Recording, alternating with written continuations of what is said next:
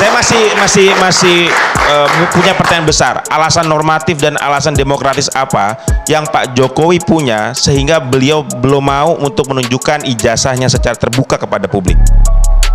Oke. Jadi intinya gini, kalau untuk masyarakat sebenarnya dari waktu itu juga siap dibuka. Tapi jujur saja, karena ini sudah masuk ke arena hukum, maka ada aturan-aturan main yang harus diikuti. Kedua, kami juga tidak mau kami tunjukkan justru ini menjadi senjata untuk terus mempermainkan dari pihak para tersangka. Jadi ini lebih kepada strategi hukumnya.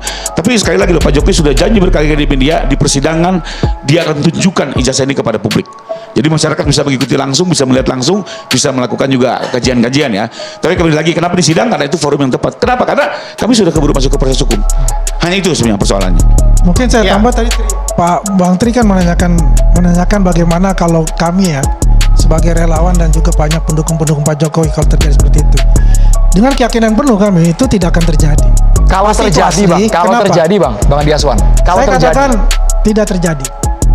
susah nerima. Ini bukti bahwa Ya kan? apapun hasilnya, Karena die hard Pak Jokowi tetap jadi die hard, Bang Suryo juga tetap Bang Roy Suryo gitu kan. Kan begitu kan. Di sini kan mengatakan tidak akan pernah terjadi P21. Kan begitu. Konkretnya kan untuk mempertahankan diri untuk itu.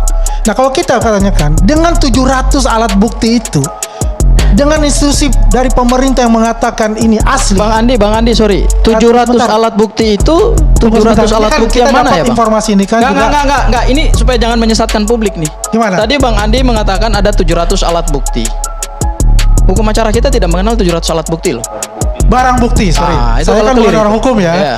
Terima kasih supaya jangan menyesatkan. Karena gini, terima kasih koreksi. penggunaan istilah di dalam ilmu hukum itu akan menentukan kualitas daripada penegakan hukum. Jadi kalau Bang Andi salah mengutip alat bukti dan barang bukti, itu perlu saya luruskan. Ya. Terima kasih informasinya. Barang bukti, 700 barang bukti itu. Dan juga institusi yang mengeluarkan ijazah juga mengatakan itu asli. Kemudian dari laboratorium forensik juga mengatakan identik. Ya saya katakan itu asli. Apalagi juga teman-temannya dan sebagainya. Ya buat kami itu sudah membuktikan bahwa beliau itu adalah berkuliah di UGM ya sampai selesai, kemudian mendapatkan ijazahnya. Yang selama ini dari awal kan pertama muncul tuh tidak kuliah di UGM, tidak mempunyai ijazah. Itu kan awalnya. Jadi selama ini mereka ini adalah konsisten dalam inkonsistensi. Ya, artinya dari yang namanya tidak punya ijazah, kemudian lompat kepada foto. Tadi dikatakan itu sekarang dibilang foto Dumatno. Ini kan bermasalah untuk itu. Apalagi dikatakan sekarang oleh salah satu tersangka bahwasannya ya dia tahu siapa yang mencetak ijazah ini. Ini kan aneh buat saya.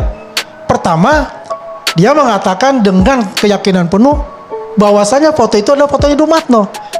Ketika saya bertemu dengan Dumatno yang merupakan juga teman saya wawancara dia, apakah ada kata Dumatno lagi? Tidak ada kata Dumatno lagi. Berarti abang 100% asli bang ya, bukan 99,9%. 100%. Tinggal kita buktikan aja di pengadilan. Saya takutnya kalau hasilnya bertolak belakang bisa frustasi nih kayaknya.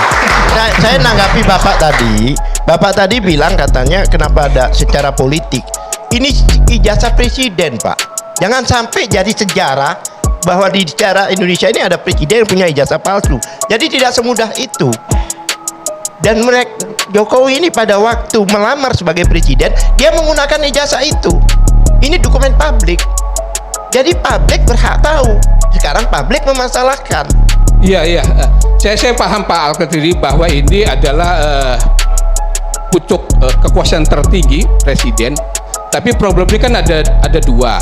Pertama, di akar rumput ini kan terjadi polarisasi, berhadap-hadapan antara pendukung Pak Jokowi dan pendukung Pak Rio CS. Itu saya kira tidak baik gitu loh kan, karena berhadap-hadapan masyarakat pasca pemilu 2024 kok masih ada. Iya. Terus yang kedua adalah terkait dengan presiden demokrasi kita nih, dan politik elektoral. Itu loh.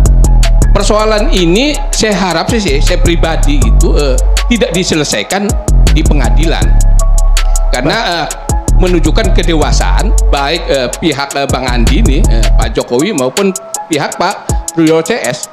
Mungkin ini sudah memasuki ranah pidana, mungkin itu kan saya nggak tahu gitu. Bisa nggak gitu loh hal ini tidak Tidak P21 lagi, ya? gitu. Di P21 ada semacam konsensus gitu, ada semacam konsensus diselesaikan. Kita kan bangsa katanya musyawarah mufakat, kekeluargaan dan lain sebagainya. Karena bagaimanapun siapapun yang menang itu akan mencoreng gitu, mencoreng wajah demokrasi kita, wajah bangsa kita gitu. Saya paham masing-masing itu, oleh karena itu tapi contoh tadi yang diberikan tadi Pak, jangan lupa Pak, gara-gara ijazah ini ada 2 warga negara di penjara 6 tahun Pak. Betul Ya, itu. Jadi tidak seperti dia katakan bahwa pada waktu itu yang namanya Bambang Tri dan Gus Nur itu dipenjara dengan dakwaan itu kebohongan yang menimbulkan keonaran, tapi ijazah itu tidak dihadirkan. Betul itu, ada korban 2 tidak dihadirkan ijazah itu. Jangan sampai juga muncul ada orang yang dipenjara lagi Artinya tidak semudah itu baik dari pihak sini gitu, katakanlah bahwa itu palsu, Pak Jokowi dipenjara, atau dari pihak Pak Resora ternyata itu asli. Itu yang maksud saya, yang saya tidak menginginkan sebagai Prof Romli, izin ya saya tambahkan ya. Jadi sebetulnya perkara ini asal muasalnya kan dari satu hasil penelitian ilmiah, yaitu Mas Roy, Bang Rismon dan Dr. Tifa. Dari hasil penelitian itu kemudian oleh Pak Joko Widodo dibawa ke ranah hukum pidana. Jadi sebetulnya yang memperkarakan perkara ini adalah Pak Joko Widodo, tanpa pernah melakukan klarifikasi atau menggunakan instrumen ilmiah yang apple to apple, yang sebanding, sehingga hasil penelitiannya Mas Roy, kemudian Bang Rismon dan Dr. Tipa itu bisa di-challenge gitu.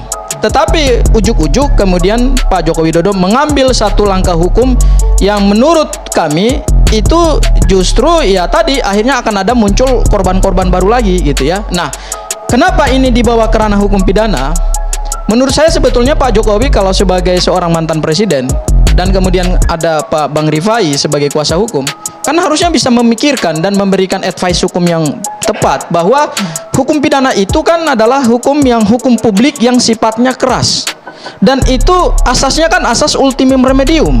Artinya di dalam penegakan hukum, pidana itu selalu diambil sebagai choice terakhir, sebagai the last resort, sebagai pilihan hukum terakhir, tanpa pernah Pak Jokowi melakukan klarifikasi, menghadirkan membuka ijazahnya kepada publik, tetapi kemudian membawa ini ke ranah pidana. Kenapa kami melihat bahwa ini nanti ujungnya adalah kriminalisasi? Karena pidana itu berdasarkan pasal 10 KUHP itu kan ancamannya berat.